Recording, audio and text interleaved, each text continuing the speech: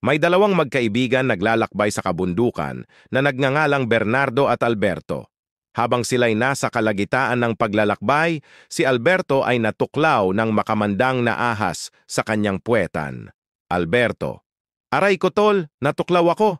Bernardo: "Tumuloy na tayo tol, para makapunta na tayo sa pinakamalapit na ospital."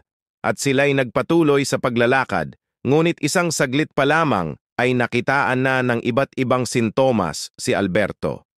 Alberto: "Tol, hindi ko na kaya." Dahil sa labis na pagkaawa ni Bernardo, nagdalawang isip siya kung sisipsipin ba niya ang sugat kung saan natuklaw si Alberto. Bernardo: "Tol, dumapa ka. Sisipsipin ko na ang natuklaw sa'yo para sa gayon hindi na masyadong gumapang ang kamandag ng ahas." Pero dahil sa pagkahalong pandidiri sa kaisipan ni Bernardo, siya ay pumikit bago niya sipsipin ang sugat. At dahil siya'y nakapikit, hindi alam ni Bernardo na may pigsa sa puwet si Alberto. At nang sipsipin niya ang sugat, may kakaiba siyang nalasahan. Nana pala iyon mula sa pigsa ni Alberto. Baliw tumawag sa mental hospital. Hello, may tao po ba sa room 168? Wala po, bakit? Check ko lang kung nakatakas talaga ako.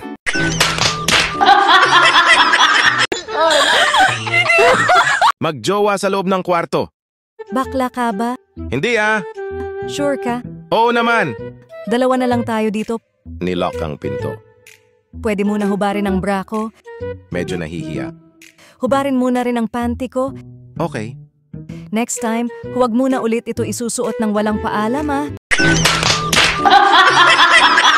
Natuklaw ng kobra. Pare, natuklaw ng cobra yung ari ko, tulungan mo naman ako. Natawag ako sa doktor. Tumawag nga sa doktor si Pedro. Dok, natuklaw ng cobra ang kaibigan ko. Ano dapat kong gawin? Sipsipin mo ang dugo kung saan natuklaw ang kaibigan mo. Ano ang sabi ng doktor? Mamamatay ka na raw. Sa isang job interview. Ano ba alam mo? Alam ko kung saan nakatira ang asawa mo at sino ang kabit mo. Tanggap ka na. Nursery room. Sa harap ng nursery window. Pare, paglaki ng anak mo, I am sure magaling mag-drive. Bakit pare, malaki ba ang kamay? Hindi, kasi kamukha siya ng driver ninyo.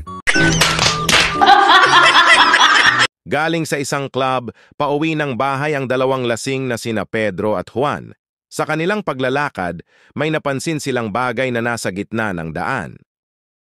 Pare, hik. May chocolate sa gitna ng daan. Hik.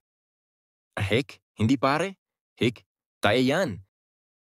Pare, hindi chocolate yan. Hik. Maigi patikman natin para malaman. Dumampot sila ng tig isang piraso at nilagay sa bibig. Pare, tae nga. Buti na lang hindi natin natapakan. Hik.